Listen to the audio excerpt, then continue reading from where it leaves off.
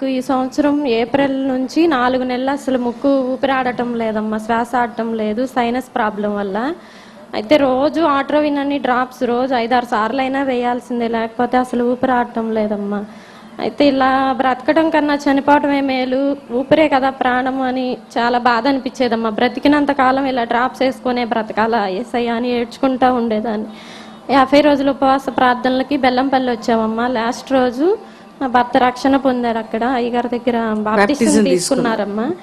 అయితే ఆయిల్తో ప్రేయర్ చేసినప్పుడు ఆయిల్ రాసుకున్నానమ్మా, ముక్కులో కూడా డ్రాప్స్ వేసుకొని నూనె ముక్కులో వేసుకొని ఆయిల్ మొత్తం రాసేసుకున్నానమ్మా. రాసుకొని ప్రభా నాకు తగ్గించు, నన్ను స్వస్థపరచు ప్రభా, ఎంతమందినో స్వస్థపరుస్తున్నావు, నన్ను కూడా స్వస్థపరచు ప్రభా అనుకున్నానమ్మా. ఆ తెల్లారి నుంచి ఇంకా నేను ఇప్పటి వరకు కూడా ఒక్క డ్రాప్స్ కూడా వేసుకోలేదు. రోజు 6 సార్లు వేసుకునేదాన్ని, ముక్కు ఫ్రీ అయిపోయింది.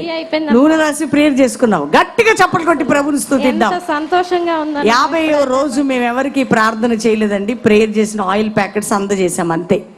ఆ సహోదరి చెప్తుంది కదా, ఆ డ్రాప్స్, ఆ నూనె ప్రేయర్ చేసిన ఆయిల్ ఆ ముక్కులో వేసుకొని ప్రేయర్ చేసుకుందట. అవి ఊపిరి ఆడేది కాదు, ముక్కులో కండ పెరిగింది. ఆటిన్ డ్రాప్స్ రోజుకి 6-7 టైమ్స్ వేసుకుంటేనే ఊపిరి ఆడేది. అలాంటిది ఎప్పుడైతే ప్రార్థన నూనె వేసుకొని ప్రేయర్ చేసుకుందో అప్పటి నుంచి ఇప్పటి వరకు ఏ అనారోగ్యం లేదు, సంపూర్ణ స్వస్థత. నూనె రాసి ప్రార్థన చేయటం ద్వారా ప్రత్యక్ష సాక్షి ప్రభు ఈమెను స్వస్థపరిచాడు. యేసయ్యకి మహిమ కలుగును గాక. నా బిడ్డకు బాగా లేదు, ఎన్ని దేవుళ్ళు ముక్కినానో, ఎంత లెక్క పోగొట్టుకున్నానో, ఎక్కడి పోయినా బాగలేదు. ఆసుపత్రికి పోయినా కూడా ఏం లేదు మీ పాపకు అని చెప్పారు. కానీ అన్నం తినేటప్పుడు వాంతి చేసుకుంటుంది, బేదులైతే ఏం తిన్నా కడుపు నొస్తుంది, తినకపోయినా వాంతికి వస్తుంది, నీళ్లు తాగినా వాంతికి వస్తుంది, ఏం తిన్నా వాంతికి వస్తుంది, కానీ బేదులైతాయి. ఎన్ని ఆసుపత్రి తిరిగినా తగ్గలే, ఏం లేదని చెప్పారు. ఆసుపత్రికి పోయినా కూడా చర్చికి పోయింటే ఒక అంకుల్ చెప్పాడు, బెల్లంపల్లి నూనె వాడమ్మా తగ్గిపోతుంది, నీ బిడ్డకు బాగుంటుంది అని చెప్పాడు. బెల్లంపల్లి నూనె వాడ, నా బిడ్డకి ఇప్పటికి ఏం లేదు, బాగుంది. ఎన్ని సంవత్సరాలు సఫర్ అయింది పాప? ఎన్ని సంవత్సరాలు పుట్టినా చటనే ఉంది. ఎప్పుడు రాసి ప్రార్థన చేసావు? బెల్లంపల్లి నుంచి తెచ్చిన ప్రేయర్ ఆయిల్ సంవత్సరం కూడా కాలేదు. ఆ రాసి ప్రేయర్ చేసిన దగ్గర నుంచి పాప బాగా అయిపోయింది, బాగుంది. అప్పటి నుంచి ఏమి లేదు. నీ బిడ్డను ఎవరు స్వస్థపరిచింది? యేసయ్య పరిచినాడు. ఇప్పుడు యేసయ్యని నమ్ముకున్నారా? నమ్ముకున్నా. మీ హృదయాన్ని యేసయ్యకి ఇచ్చారా? మందిరానికి వెళ్తున్నారా? వెళ్తున్నా. గట్టిగా చప్పట్లు కొట్టి ప్రభుని స్తుతించాలి. అద్భుతమైన స్వస్థత రక్షణకి దారి తీసిందండి. ఒక స్వస్థత చూడండి. ప్రార్థన బెల్లంపల్లి ఒక దైవ సేవకులు చెప్తే ఆయిల్ తెప్పించి ప్రేయర్ చేసిన ఆయిల్ రాసి ఆ తల్లి ప్రార్థన చేసిందంట. ఈ బిడ్డ మంచిగా అప్పటి నుంచి తన బిడ్డ ఆరోగ్యంగా ఉంది. యేసు ప్రభుని సొంత రక్షకుడు అంగీకరించింది, మందిరానికి వెళ్తుంది, ప్రభు సాక్షిగా ఉంది. చర్చికి వెళ్తున్నావా? యేసే పాటలు పాడుతున్నావా? ప్రైజ్ అలా. నేను స్వస్థపరిచింది ఎవరు? అందరికి చెప్పు, స్వస్థపరిచింది ఎవరు? గట్టిగా చప్పట్లు కొడదాం. చూడండి, ఒక స్వస్థత. టీవీ ప్రోగ్రాం చూస్తున్న మీరు వినండి, ఈ బిడ్డ స్వస్థత ఈ కుటుంబానికి రక్షణకు దారితీసింది. స్వస్థత అనేది రక్షణలో ఒక భాగం మాత్రమే. స్వస్థతలే చేసుకుంటూ కూర్చోవడానికి కాదు, ఒక స్వస్థత ఒక హృదయాన్ని రక్షణలోకి నడిపిస్తుంది. అది తెలుసుకొని ప్రభువుని ఇప్పటికైనా విశ్వసించండి. స్వస్థతలు ఉన్నాయి, తద్వారా ప్రజలు రక్షించబడుతున్నారు. అది యేసయ్య మహిమ కొరకే. గట్టిగా చప్పట్లు కూడా దేవుని స్తుతిద్దాం.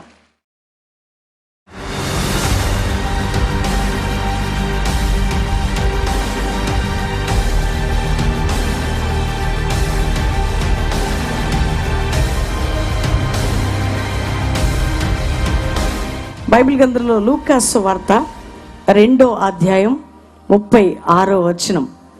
మరియు ఆషేరు గోత్రికురాలును పెనూయేలు కుమార్తె అయిన అన్నా అను ఒక ప్రవక్తి ఉండెను. ఆమె కన్యత్వం మొదలుకొని 7 ఏండ్లు పెనిమిడితో సంసారం చేసి బహుకాలం గడిచినదై 84 సంవత్సరములు విధవరాలయుండి దేవాలయమును విడువక ఉపవాస ప్రార్థనలతో రేయింబగళ్ళు సేవ చేయుచుండెను. 38. ఆమె కూడా ఆ గడియలను లోపలికి వచ్చి దేవుని కొనియాడి యెరూషలేములో విమోచన కొరకు కనిపెట్టుచున్న వారందరిలో ఆయనను గూర్చి మాట్లాడుచుండెను. గట్టిగా చప్పట్లు కొట్టి ప్రభుని స్తుతిస్తూ దేవుని యొక్క వాక్యములోకి వెళ్దాం. దేవుని బిడ్డలారా, దేవుడు కనికర సంపన్నుడు, ప్రేమ స్వరూపి, ఆయన దయాదాక్షిణ్య పూర్ణుడు. ఆయన ప్రత్యక్షతలు ఆయన కోసం కనిపెట్టుకునే వారికి ఆయన ఇచ్చే దేవుడు. ఆయన కొరకు ఎదురు చూసేవారిని ఆయన సిగ్గుపరచడు అనే విషయాన్ని దేవుడు మనతో మాట్లాడబోతున్నాడు. అయితే ఇక్కడ ఒక స్త్రీ గురించి, అన్నా అనేటువంటి ప్రవక్తిని గురించి ఈ రాత్రి దేవుడు మనతో మాట్లాడబోతున్నాడు. ఆమెట 84 సంవత్సరాల వయసు కలిగిన వృద్ధాప్యంలో ఉన్నటువంటి సహోదరి అండి ఆ తల్లి. ఆమె దాదాపు తన వయసు అంటే వివాహమైన 7 సంవత్సరాలకే తన భర్తని కోల్పోయింది. సహజంగా ఆమెకి 23-24 సంవత్సరాల వయసు ఉన్నప్పుడు వివాహం అయి ఉండొచ్చేమో. దాని తర్వాత 30 సంవత్సరాల లోపు భర్తను కోల్పోయినటువంటి యవ్వనస్తురాలైనటువంటి విధవరాలు. ఆ యవ్వన దశలో ఎన్నో కోరికలు, ఎన్నో ఆశలు, ఎన్నో ఆశయాలు ఉంటాయి. తనకి పిల్లలు లేరు. భర్త పెళ్ళైన 7 సంవత్సరాల తర్వాత చనిపోయిన తర్వాత ఆమె తిరిగి తన తల్లి ఇంటికి వెళ్ళి పెళ్లి చేసుకోవచ్చు.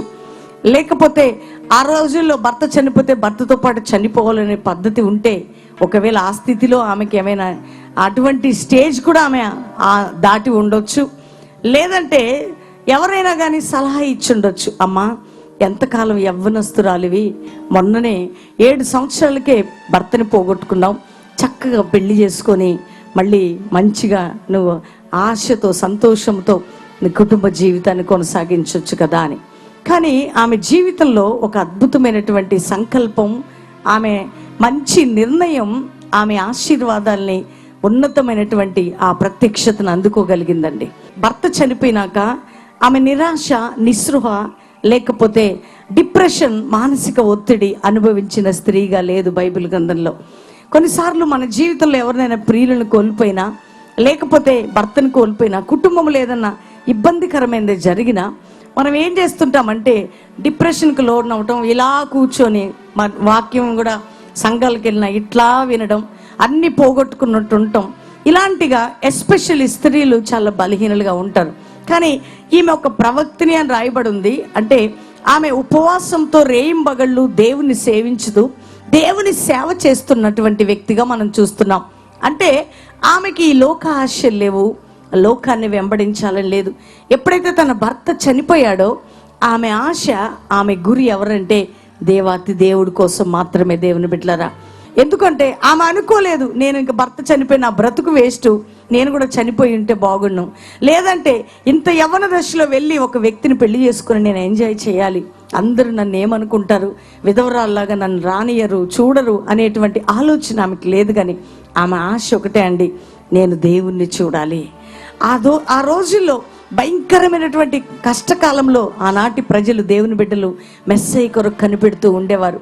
ఈమె ఆశతో యవ్వన దశలో యవ్వన కోరికలని, యవ్వన ఆశయాలని, యవ్వన దశలో ఉన్న అన్నిటినీ చంపుకొని దేవుని కొరకు కనిపెడుతున్నటువంటి స్త్రీగా ఉంది. దేవుని బిడ్డలారా, కొన్నిసార్లు మన జీవితంలో జరుగుతున్న వాటిని బట్టి దేవుడు ఏం చేశాడు దేవుడు నాకు ఏం చేశాడు, ఆయన నన్ను విడిచిపెట్టాడు, ఆయన అందరినీ ఆశీర్వదించాడు, నాకంటే వెనకొచ్చిన వారు దీవించబడుతున్నారు, వాళ్ళు ఈ విధంగా ఉన్నారు, వాళ్ళు ఈ విధంగా ఉన్నారు, వాళ్ళ పిల్లలు పెళ్ళిళ్ళు అయిపోతున్నాయి, వారికి ఉద్యోగాలు వచ్చేస్తున్నాయి, వారు ఉన్నతమైన స్థానానికి వెళ్ళిపోతున్నారు, దేవుడు ఏం చేశాడు అని ఆ ప్రేమ కలిగిన దేవుని అర్థం చేసుకోలేకుండా తాత్కాలికమైన బ్లెస్సింగ్స్ కొరకు మాట్లాడేవారు ఎంతో మంది ఈ భూమి మీద ఉంటున్నారండి. మనం కూడా చాలాసార్లు అట్లా అనుకుంటాం. వెంటనే దేవుడు అనుకున్నది చేయనప్పుడు, లేదంటే మన జీవితంలో జరుగుతున్న చేదైన అనుభవాలను బట్టి ఎందుకు బ్రతకాలి, ఎవరి కోసం బ్రతకాలి, బిడ్డలున్నా, భర్త ఉన్నా, భార్య ఉన్నా అనేటువంటి డిప్రెషన్, మానసికమైనటువంటి రోగాలు ఈ రోజులు ఎంతో మందికి ఉంటున్నాయి. అసలు మనల్ని ఈ లోకంలో ఆయన ఎందుకు పంపించాడు, ఆయన మన పట్ల, నా పట్ల ఆయన ఉన్న ఉద్దేశం ఏంటి అనేటువంటి దేవుని ప్రేమని, దేవుని ఉద్దేశాన్ని అర్థం చేసుకోవటం మానేసి దేవునికి మీద కోప్పడ్డం, తిరగబడ్డం, ఆయన ప్రేమను గ్రహించలేకపోవటం చేస్తున్నటువంటి ఈ దినాల్లో ఎందుకు ఈమె గురించి ప్రభు మనతో మాట్లాడుతున్నాడంటే 84 సంవత్సరాల వయసు వరకు ఆమె యేసయ్య కొరకు కనిపెడుతూ ఉందట. దేవుని వాక్యం చెప్తుంది, ఆయన కొరకు ఎదురు చూసేవారు నూతన బలం పొందుతారట. దేవుని కోసం చూసేవారు, దేవుని ప్రేమ కొరకు ఎదురు చూసేవారి జీవితాల్లో దేవుడు ఉన్నతమైన కార్యాలు చేస్తాడు. దేవుని బిడ్డలారా, సిగ్గుపరిచే దేవుడు కాదు. తన నమ్మిన ప్రజలని ఎన్నడూ కూడా ఆయన సిగ్గుపరచడండి. మన జీవితంలో కొన్నిటికి బహుకాలం అయిపోతుంటే, కొన్నిసార్లు విడుదల లేకపోతుంటే, కొన్నిసార్లు అనుకున్నవి జరగకపోతుంటే, కొన్నిసార్లు అందరి చేత తృణీకరించబడుతుంటే, కొన్నిసార్లు అనేకమైనటువంటి వేదనలు, పోరాటాలు, ఒత్తిళ్ళు వస్తుంటే మనం ఎవరిని అపార్థం చేసుకుంటామంటే దేవుణ్ణి అపార్థం చేసుకుంటాం. ఆమె కూడా ఉండొచ్చు, ఏం పాపం చేశానని ఇంత చిన్న వయసులో నా భర్తను తీసేసుకున్నావు దేవుడా, ఎందుకు నేను ఇంకా నీ కొరకు కనిపెట్టుకోవాలి, ఎవరి కోసం కనిపెట్టాలి, ఎందుకు నాకు ఈ లైఫ్ అనేటువంటి ప్రశ్న ఆమెకు లేదు. కానీ ఆమె మనసులో ఒకటే అండి, నా భర్త నన్ను విడిచిన, నా వారు నన్ను విడిచిన, నేను తల్లిదండ్రుల దగ్గరికి వెళ్ళను, బంధువుల దగ్గరికి వెళ్ళను, స్నేహితుల దగ్గరికి వెళ్ళను, ఇతరులు అనుభవించినట్లు చెయ్యను, కానీ నేను నా దేవుని సన్నిధిని, దేవుని వైపు చూస్తాను అంటుందండి. దేవునికే మహిమ కలుగును గాక. చూడండి, లాజరు చనిపోయినప్పుడు, లాజరు రోగిగా ఉన్నప్పుడు అక్క చెల్లెలు ఇద్దరు కబురు చేస్తారు, అర్జెంటుగా వచ్చేయి యేసయ్య, ఎందుకంటే మా తమ్ముడు చాలా మరణకరమైన రోగంతో ఉన్నాడు, నువ్వు వస్తే నా తమ్ముడు బ్రతుకుతాడు. కానీ వాళ్ళ నిరీక్షణ ఏంటంటే యేసయ్య రావాలి, స్వస్థపరచాలి అని. కానీ యేసుక్రీస్తు ప్రభు అది విని ఉన్న చోటనే ఉండిపోయాడండి. కానీ లాజరు చనిపోయి 4 రోజుల తర్వాత యేసుక్రీస్తు అక్కడికి అడుగు పెట్టగానే వాళ్ళు అక్క చెల్లెళ్ళు ఇద్దరు కూడా ఏమంటున్నారంటే, కొందరు అంటే అంత దేవుని వాక్యం విన్నవారు, ఎంతగానో దేవుని శక్తిని కళ్ళారా చూసిన వారు క్రీస్తుని అపార్థం చేసుకుంటున్నారు. ఈ రోజుల్లో దేవుని బిడ్డలారా, ఏదైనా మనం అనుకున్నది జరిగినప్పుడు, దేవుని సన్నిధిలో మనకి చేదు ఎదురైనప్పుడు, మార అనుభవం ఎదురైనప్పుడు, మానసిక పోరాటం ఎదురైనప్పుడు, ఒత్తిళ్ళు ఎదురైనప్పుడు, అనుకున్నంతగా సేవ జరిగినప్పుడు, అనుకున్నంతగా కుటుంబంలో ఏదైనా అద్భుతం జరిగినప్పుడు దేవుడు ఏం చేశాడు, ఆయన ఏం చేశాడనే ప్రశ్న నీ హృదయంలో ఉందా? నీ ప్రశ్నకి జవాబు దేవుని ప్రత్యక్షత నీకు దొరకబోతుంది. ఆమేన్. ఎందుకంటే యేసయ్య ఆ మార్తా మరియ లాజర్ని అంతగా ప్రేమించాడు కదా, వాళ్ళు కబురు చేయగానే వస్తారు అనుకున్నారు, కానీ ఆయన ఉద్దేశం చాలా ఉన్నతంగా ఉంటుందండి. దేవుని బిడ్డలారా, మన పట్ల దేవుని ఉద్దేశం చాలా ఉన్నతంగా ఉంటుంది. చూడండి, మనకు పుట్టిన బిడ్డల గురించే మనం ఎంతో ఉన్నతంగా ఆలోచిస్తుంటాం, కానీ మనల్ని ప్రేమించిన దేవుడు, ఆయన సంకల్పం చొప్పున పిలువబడిన మన జీవితాల్లో ప్రతి కీడు, ప్రతి నష్టం సమస్త మేలు కొరకే తప్ప అది నష్టం కొరకు కాదని ప్రభు మనతో మాట్లాడుతున్నాడు. కొన్నిసార్లు విసిగిపోయారేమో సేవా జీవితంలో కూడా, ఆరోగ్య విషయంలో, ఆర్థిక విషయాల్లో, కుటుంబ విషయాల్లో, మందిరాల విషయాల్లో, ఒకవేళ ఎందరి కొరకు ఎదురు చూసి ఎవ్వరి ప్రేమ లేని స్థితిలో దేవుడు ఎందుకు నన్ను ఒంటరిదాన్ని చేశాడు, ఒంటరి వాడిని చేశాడు, నా జీవితం ఎందుకనే ప్రశ్న నీకుందా? అయితే నీకు శుభవార్త సహోదరి, సహోదరుడా, నువ్వు ఒంటరిదానవు కాదు, ఒంటరి వాడవు కాదు, కానీ నువ్వు ప్రభు వైపు చూస్తే ఆ ప్రభువే స్వయంగా తన ప్రత్యక్షత నీకు అందించబోతున్నాడు. దేవునికే మహిమ కలుగును గాక. అందుకనే అండి, ఈమె మనుషుల వైపు చూడట్లా, అయ్యో ఇక పిల్లలు ఉన్నారు కదా అని పోని పిల్లల్ని చూసి బ్రతకడానికి లేదు ఆమెకి, వెనక్కి తల్లిదండ్రుల దగ్గరికి వెళ్ళాలి అనే ఆశ ఆమెకి లేదు, లేకపోతే తన తోబుట్టులతో ఉండాలనే ఆశ ఆమెకి లేదు. దేవుని సన్నిధిలో మాత్రమే ఉండి దేవుని సేవ చేయాలని ఆశ కలిగి ఉందంటండి. ఆ రోజుల్లో అంత అరుదైన టైంలో ఆమె ఎంతగా ప్రతిష్టార్పణంగా దేవుని దగ్గర సమర్పించుకుంది అంటే, దాదాపు 30 సంవత్సరాల వయసు అప్పుడు, అంటే 23-24 సంవత్సరాల వయసు అప్పుడు పెళ్ళైన 7 సంవత్సరాల తర్వాత భర్త చనిపోతే, అంటే దాదాపు 30 సంవత్సరాల నుంచి 84 సంవత్సరాలు, అంటే అన్ని సంవత్సరాలు ఒంటరిగా బ్రతుకుతుంది. కానీ తన బ్రతుకులో ఒక మనిషి మీద ఆశ కలిగి లేదు, కానీ రాబోతున్న ఆ ప్రేమాస్వరూపు గురించి ఆశ కలిగి ఉందండి. ఎందుకంటే దేవుని కొరకు ఎదురు చూస్తున్నప్పుడు ఆ ప్రభు వైపు ఆశ పెట్టుకునే వారిని దేవుడు అన్నాడు కూడా సిగ్గుపరచడనే విషయాన్ని రూఢిగా దేవుడు మనతో మాట్లాడుతున్నాడు. చూడండి, అబ్రహాము జీవితంలో దేవుడిని నమ్మాడు. ఎందుకు అబ్రహాము దేవుడిని అంతగా నమ్మాడంటే, తన దేవుని శక్తిని ఆయన ఎరిగిన వాడు కాబట్టి, తన దేవుడు ఏం చేసినా తనకు మేలు చేస్తాడని. పిల్లలు లేరు, ఆ భయంకరమైనటువంటి ఒంటరి పోరాటం అనుభవిస్తున్నాం, భార్య గర్భం చూస్తే మృతతుల్యం అయిపోతున్నా, తన శరీరం చూస్తే కంప్లీట్గా కూడా హోప్ లేని కండిషన్కి అయిపోతున్నాం. తన దేవుడు నమ్మదగిన దేవుడు అని దేవుని నమ్మాడండి. అంటే దేవుణ్ణి నమ్మటం అంటే గుడ్డిగా నమ్మటమే. దేవుని బిడ్డలారా, స్టార్స్ని చూపించి దేవుడు ఇగో చూడు ఇంత నక్షత్రాల వలె నీ బిడ్డలు ఉండబోతున్నారు అబ్రహాం అంటే, అయ్యో నా దేవుడు చూపించాడు కాబట్టి నేను నా శరీరాన్ని చూసి నమ్మట్లా, నా బాడీని చూసి నేను నమ్మట్లా, నా భార్య శరీరాన్ని చూసి నమ్మట్లా, నా దేవుని వాక్కుని నమ్ముతున్నాను. గట్టిగా చప్పట్లు కొడుతూ ప్రభుని స్తుతిద్దాం.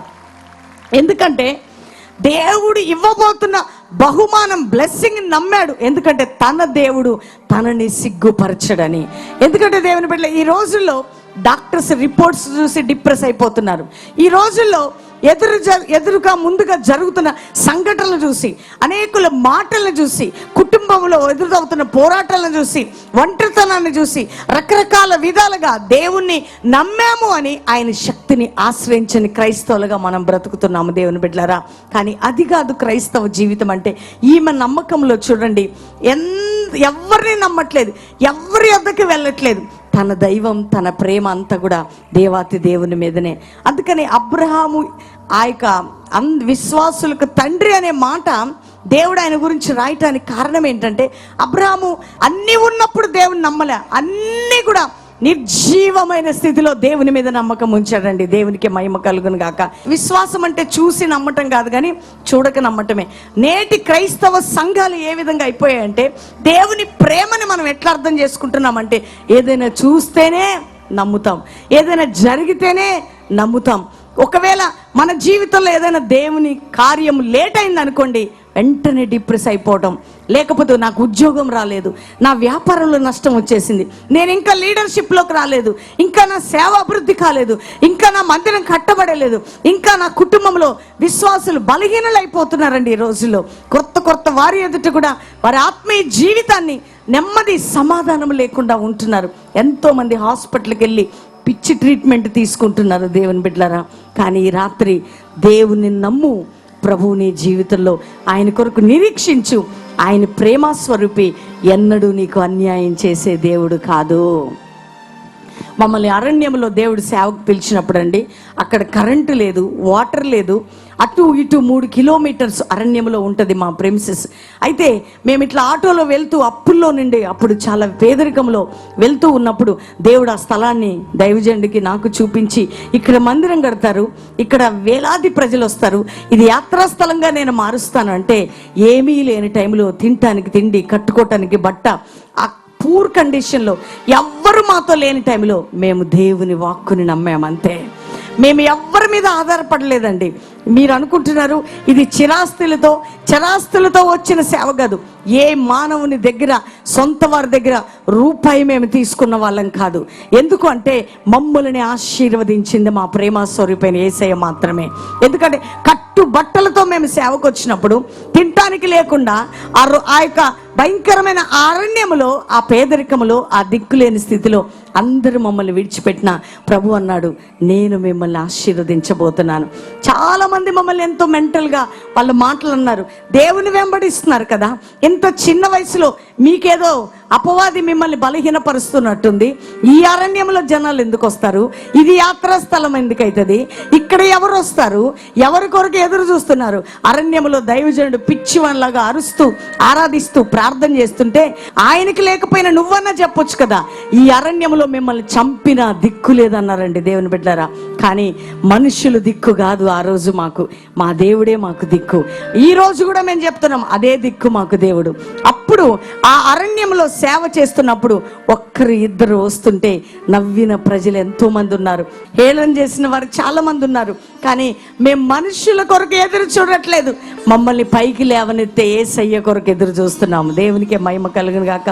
ఎందుకు ఈరోజు మేము ఇంత ధైర్యంగా, బోల్డ్గా మీకు చెప్పగలుగుతున్నామంటే, ఈరోజు ఆ యొక్క అరణ్యంలోకి లక్షలాది ప్రజలు యాత్రా స్థలంగా మారిపోయింది. బెల్లంపల్లి అంటే ప్రపంచంలో తెలియని వారు లేరు దేవుని బిడ్డలారా. లక్షలాది ప్రజలు బెల్లంపల్లిలో ఒక్కరోజు రైల్వే బడ్జెట్ ఎంతో వస్తుంది ఆ మీటింగ్కి వచ్చే వారితో. కొన్ని వేల మంది ప్రజలు, వందల మంది ప్రజలు బ్రతుకుతున్నారు. లక్షలాదిగా ప్రజలు, అరణ్యం అంతా జనసంద్రంగా మారిపోయింది. అది మేము ఎవరిని నమ్మితే జరిగిందో తెలుసా? మాకు వాక్కు ఇచ్చిన దేవుని నమ్మటం ద్వారా మాత్రమే. ఎందుకంటే మేము మనుషులు నమ్మలేదండి, మేము రాజులు నమ్మలే, మేము అధికారులు నమ్మలే, మేము లోకాన్ని నమ్మలే, మాకు వాక్కు ఇచ్చిన దేవుని నమ్మాం. ఎందుకు ఈరోజు మీకు ఈ మాటలు నేను చెప్తున్నానంటే, మాకు ఎన్నో డిప్రెషన్లు కలిగించే సంఘటనలు వచ్చాయి, ఎన్నో మానసికమైన క్షోభని తీసుకొచ్చే భయంకరమైన పోరాటాలు వచ్చాయి, అందరూ మమ్మల్ని విడిచిపెట్టిన అనుభవాలు వచ్చాయి. కానీ అవన్నీ మాతో లేవు. ఎందుకంటే వాటన్నిటిలో అన్నాగని ఎదురు చూసింది ఎవరి కోసం చూసిందంటే, ఎవరి కొరకు చూసింది? మెస్సయ్య రాబోతున్నాడు, ఆయన నేను ఆరాధిస్తానని ఆ యొక్క సిమియోనుతో కలిసి ఎదురు చూస్తుందండి. ఎక్కడా? దేవాలయంలో. దేవుని బిడ్డలారా, నువ్వు ఎవరి కొరకు ఎదురు చూస్తున్నావో ఆ ప్రేమ స్వరూపి, ఆ కనికర స్వరూపుడు ఏదో ఒక రోజు తన ప్రత్యక్షత నీకు అందించబోతున్నాడు. నిన్ను లేవనెత్తబోతున్నాడు, నీకు విడుదల ఇవ్వబోతున్నాడు. ఒకసారి మన కుడి చేయి పైకెత్తుదాం, కళ్ళు మూసుకుందాం. Thank you Holy Spirit God.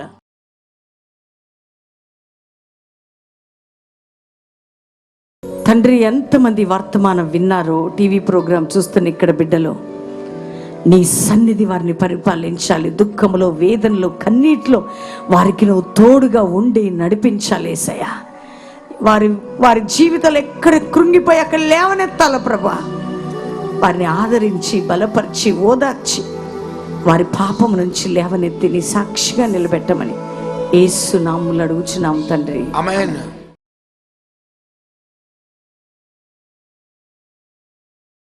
నా వ్యక్తిగత జీవితానికి సంబంధించినటువన్నిటిని కూడా దేవుడు నాతో మాట్లాడిచ్చారు. అమ్మగారి ద్వారా ఆధ్యాత్మికంగా నన్ను ఎదగడానికి ఎంతగానో ప్రోత్సహించారు.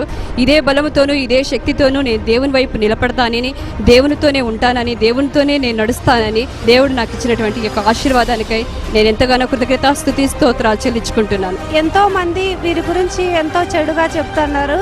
వీరు దేవుని ద్వారా వాడబడుతున్నారు, కానీ వీరు ఏ ఆర్థిక సహాయాన్ని కూడా ఎవరి నుంచి ఆశించడం లేదు. దేవుడు మాత్రమే ఈ అద్భుత ఆశ్చర్యకార్యాలు చేస్తున్నాడు. యేసు రక్తం ద్వారానే ఈ యొక్క అద్భుత ఆశ్చర్యకార్యాలు జరుగుతున్నాయి. వీరి ద్వారా దేవుడు ఈ పొద్దుటూరు పట్టణంలో బలంగా ఇక్కడ ఉన్నటువంటి ప్రతి ఒక్క క్రైస్తవులను కాకుండా ఎంతోమంది అన్యులు కూడా ఇక్కడికి నడిపించబడ్డారు. ప్రతి ఒక్కరు కూడా ప్రభువైన యేసుక్రీస్తును అంగీకరించి వారు రక్షణ పొందడానికి ఎంతో ఇది ఒక మంచి మార్గంగా మేము చూస్తున్నాము. ఈ మా పొద్దుటూరు పట్టణానికి ఒక మంచి రక్షణ వాక్యము, ఆత్మీయంగా బలపడే వాక్యము మేము ఇక్కడ చూస్తున్నాము. మేమెంతో బలపరచబడ్డాము. మా కుటుంబం అంతా కూడా, అలాగే మా పొద్దుటూరు పట్టణం అంతా కూడా, మా సంఘం అంతా కూడా ఇక్కడికి వచ్చింది. మేమెంతో రక్షించబడ్డాము. మేమెంతో ఆశీర్వాదకరంగా ఈ మీటింగ్స్ ద్వారా ఎంతో ఆశీర్వదించబడ్డాము. మరి అనంతపురంలో మీటింగులు జరిగినప్పుడు ఎంతో మేము మేలు పొందినాము. మరొకసారి ఈ వాక్యాన్ని, ఈ దర్శనాన్ని, ఈ అద్భుతాలను చూడాలని అదే పనిగా మేము ఫ్యామిలీతో వచ్చినాం. తాడపిత్తూరు నుండి ఎంతో ఘనంగా జరిగాయి. ఈరోజు కూడా ఇక్కడ పొద్దుటూరు పట్టణానికి మేలు జరిగినాయి. ఈ దినం ఎన్నో మేలు జరిగినాయి. చీకటి జీవితాల్లో వెలుగు కలిగినట్లుగా ఇలాంటి దైవ సేవకులు ఉండడం మనకు ఎంతో మేలు. దేవునికే మహిమ, సమస్త ఘనత మహిమ దేవునికే కలుగును గాక. అయ్యగారికి, అమ్మగారికి కూడా మా హృదయపూర్వకమైన ప్రేమాభివందనాలు. 9 నెలల నుండి మేము ప్రార్థన చేస్తున్నాం మా ఊర్లో మీటింగ్ పెట్టాలని. మేము చాలా ఆత్మీయంగా ఎదగడానికి కారణం ఒక్క మమ్మీ డాడీ కల్వరి ప్రత్యక్షత మీటింగ్. ఈ సువార్త వినడం ద్వారానే మేము చాలా బలపడుతున్నాము. మమ్మీ డాడీకి మేము వందనాలు తెలియజేస్తున్నాం.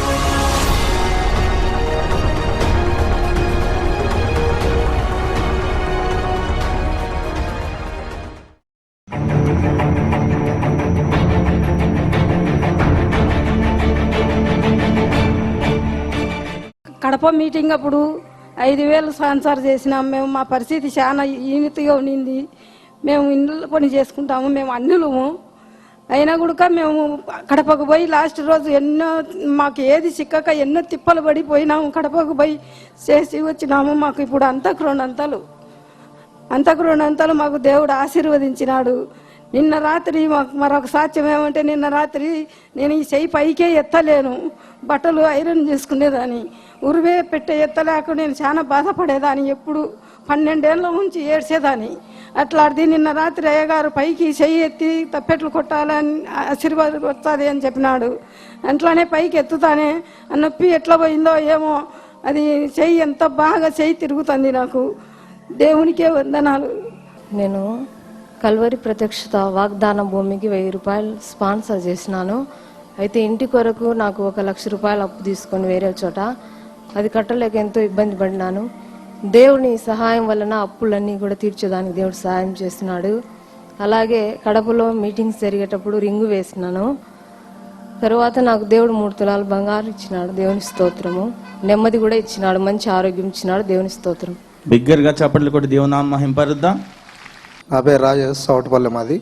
నేను బేల్దారి పని చేసుకుంటున్నాను. కూలి పని చేసుకునేటప్పుడు కడపలో మీటింగ్ పెట్టినారు. అప్పుడు దేవునికి 500 స్పాన్సర్ చేసినాను ఈ కల్వరి మినిస్ట్రీకి. తర్వాత అంచెలంచెలుగా ఎదగనిస్తూ దేవుడు సొంతంగా పనిని కల్పించాడు. 2 లక్షల వరకు నాకు ఇచ్చాడు.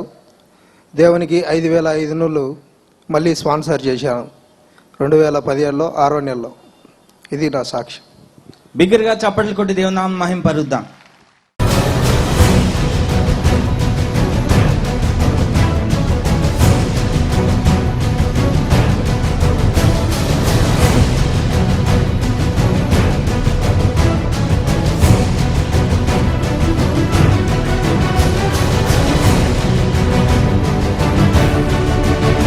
క్రీస్తు ప్రేమలో నిండుకున్న వ్యక్తితో నువ్వు అంటుకట్టబడితే నీలో క్రీస్తు ప్రేమ ప్రజ్వలింపబడుతుంటది అంతే. ఈ పాపము నుంచి నిన్ను పరిశుద్ధనిగా మార్చేది ఎవరంటే మేము ప్రకటిస్తున్న నజరుడైన యేసుక్రీస్తు ప్రభువు. నిడదవోలు ప్రజలకు శుభవార్త. ఏప్రిల్ 10, 11, 12, 13 తేదీల్లో Velagapudi Ramakrishna degree college, Chagallu road, Nidadavolu. మాతో పాటు నిడదవోలు పట్టణంలో పరిశుద్ధాత్మ దేవుడు అడుగు పెడుతున్నాడు. శక్తివంతమైన వాక్యం, జీవితాలను మార్చే ఆరాధన. పాపములు ఉన్న వారు పట్టబడబోతున్నారు. కుంటివారు, గుడ్డివారు, మూగవారు, అంగహీనులు, ఆత్మీకంగా శారీరకంగా చచ్చిన వారిని దేవుడు లేపబోతున్నాడు. ఆ సర్వశక్తి కలిగిన దేవుడు ఆత్మ బలముతో నిర్దవోల్లో అడుగు పెడుతుండగా, సేవకులారా, సంఘ విశ్వాసులారా, ఇదే మా ఆహ్వానం. రండి, పాలు పొందండి. మనమందరం కూడా వాక్యం ద్వారా కడగబడి క్రీస్తు రాకడ కోసం సిద్ధపడదాం. May God bless you all. Praise the Lord. ఇప్పటి వరకు మనుషుల ప్రేమ కోసం, లోకంలో ఉద్యోగం కోసం ఎంతగానో ఎదురు చూశాను, కానీ ఇక్కడికి వచ్చాక ఏసైని అవన్నీ వ్యర్థమమ్మా, నేను మాత్రమే సొంతం. Very good. దేవుడు నాతో మాట్లాడాడు.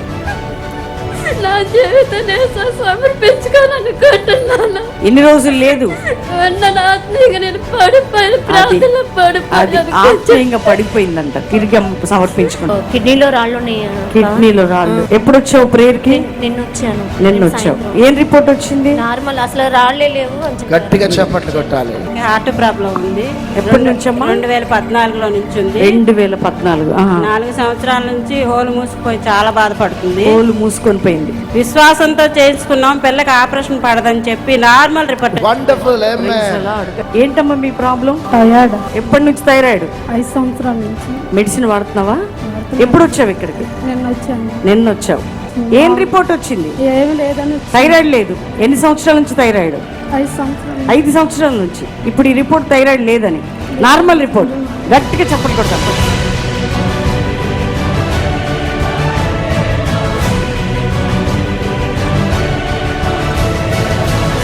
నిజంగా ఇదెంతో అద్భుతం. యేసుక్రీస్తు ప్రభువారు చేసినటువంటి మహా అద్భుత కార్యాలను ఈ దినాల్లో కూడా ఆయన బిడ్డలను అభిషేకించి ఆయన చేసినటువంటి కార్యాలను ఆయన బిడ్డల ద్వారా కూడా దేవుడు జరిగిస్తూ ఉన్నాడు. అనేక మంది అన్యులు ఆ వాక్యాన్ని విని రక్షించబడటానికి కూడా దేవుడు, పరిశుద్ధాత్మ దేవుడు వారిని ఒప్పించారు. విమర్శ చేసేవారు అందరూ కూడా సేవకునికి నేను చెప్పేది ఏంటంటే, స్వస్థతలు ఉన్నాయి, దేవుని కార్యాలు ఇక్కడ చూస్తున్నాం. దానికి నిదర్శనం మేము కూడా సాక్ష్యం చెప్తా ఉన్నాం. ఏలూరు ప్రాంతంలో నేను సేవ చేస్తున్నాను. ఇక్కడ జరిగేటువంటి యొక్క ఈ అద్భుతమైన కార్యాలు, ఆశ్చర్యమైనటువంటి ఈ కార్యాలు ఇది సాధారణమైనవి కావు. ఇది పరిశుద్ధతో నింపబడితేనే వాళ్ళకి అర్థమవుతాయి. ఇటువంటి కార్యాలు జరుగుతాయి. దేవుని ప్రత్యక్షతలు మేము చూసాం. ఇక్కడ అద్భుతాలు జరిగినాయి, ఆశ్చర్యకరమైన కార్యాలు జరిగినాయి. మా ఆత్మలు రగిలించబడినాయి, ఉజ్జీవించబడ్డాం. ప్రవీణయ్య గారు ఉజ్జీవాన్ని గురించి చాలా చక్కగా వివరించారు. ఈ దినాన మన దైవజనులు చెప్తుంటే మాలో ఒక పరిశుద్ధాత్మ మంట పెళ్ళబీకింది. మా పరిచర్యలో బాగా వాడబడతామని చెప్పి మాకు ఎంతో విశ్వాసం వచ్చింది. నేను ఇలాంటి వాక్యాన్ని మాత్రం ఇంతవరకు నేను వినలేదు. నిజంగా అది ఏంటంటే నాకు కళ్ళముట నీళ్ళు వచ్చేసినాయి. ఇంతవరకు కూడా నేను అంత బాగా నమ్మలేదండి దేవుణ్ణి. ఇక్కడికి వచ్చాక మాత్రం నేను పూర్తిగా దేవుణ్ణి నమ్ముతున్నాను. ఎంతో మంది ఆత్మీయంగా ఎదిగారండి ఈ రోజు వాక్యం ద్వారా. ఎంతో మంది తన నిజ జీవితంలో ఏం వదులుకోవాలన్నది అమ్మగారి వాక్యం ద్వారా ఎంతో అద్భుతంగా ఏసు ఎలా ఎంత ప్రేమ ఉన్నదో అంత ప్రేమ వాక్యం ద్వారా నిరూపించారు అమ్మగారు. ఇక్కడ మీటింగ్ మాత్రం నాకైతే స్పిరిచువల్ గా చాలా నచ్చింది. రివైవల్ మాత్రం ఈ మీటింగ్ ద్వారా స్టార్ట్ అయిందని చెప్తాను నేనైతే. బయట ఈ కచిఫ్ గురించి, ఈ ఆయిల్ గురించి ఎన్నో రూమర్స్ జరుగుతున్నాయి. బయట చెప్పేది నమ్మకండి. ఎవరైతే ఇదైతే బయట రూమర్స్ స్ప్రెడ్ చేస్తున్నారో వాళ్ళైతే ఒకసారి రండి, వచ్చి చూడండి, ఒకసారి నిరూపించండి.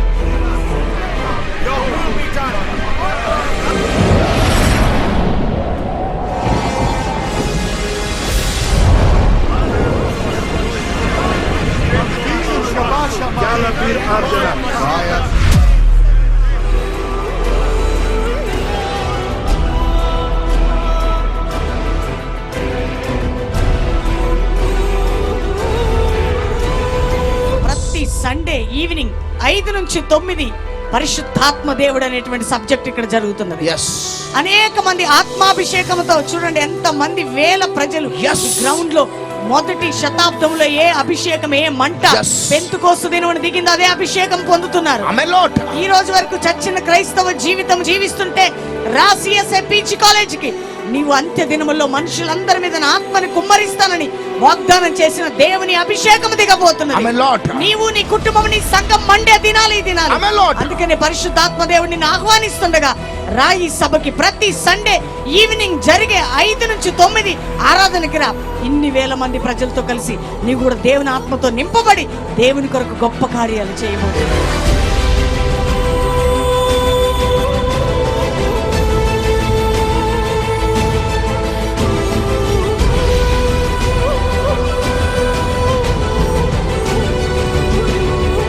Cancer patient. ఏం క్యాన్సర్ అమ్మా? Breast cancer. ఎంతకాలం నుంచి బ్రెస్ట్ క్యాన్సర్? 1.5 साल से. 1.5 year నుంచి. ఎప్పుడు వెళ్ళి రిపోర్ట్ తీసుకున్నావు? ये सर्जरी हो गया, सब हो गया मेरा. फिर डॉक्टर बोला थोड़ा डेंजर है, फिर से आने का चांसेस है. నెక్స్ట్ టైం వస్తుందని చెప్పారు. అర్థమైందా మీకు? సెకండరీ కూడా వస్తుందని చెప్పారట డాక్టర్స్. మళ్ళీ ఎందుకంటే గ్యారంటీ ఉండదు క్యాన్సర్, అందుకనే ఆమెకు మళ్ళీ వస్తుందని చెప్పినా ఆమె 3 నెలల నుండి వస్తుంది. లాస్ట్ సండే దైవజనుడు ఒక మాట చెప్పాడు, మీరు వెళ్ళండి, తప్పకుండా మీకు రిపోర్ట్స్ నార్మల్ వస్తాయని. వెళ్ళింది, రిపోర్ట్ తీసుకుంది, నార్మల్ వచ్చింది, క్యాన్సర్ లేదని గట్టిగా చప్పట్టుకోట.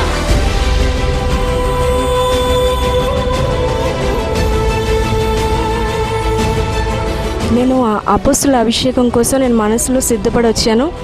దేవుడు అనుకున్న రీతిగా అపోస్తుల అభిషేకంతో అభిషేకించారు. ఆ అనుభవంలోనికి నేను వెళ్ళాను. పరిశుద్ధాత్మ అనుభవం అనేది ప్రతి ఒక్క క్రిస్టియన్కి ఉన్నట్లయితే దేవుని యొక్క మహిమ అనేది భూమి మీద మనం చూడగలం అనే విషయాన్ని ఈరోజు మెసేజ్ ద్వారా గ్రహించాను. క్రైస్తవంలో చాలామంది మొదటి అనుభవంలో ఉన్నారు. వారందరూ కూడా రెండో అనుభవంలోకి రావాలంటే బ్రదర్ ప్రవీణ్ గారు ఇస్తున్న మెసేజ్ని బట్టి అనేకులు దీవించబడుతున్నారు, ఆశీర్వదించబడుతున్నారు.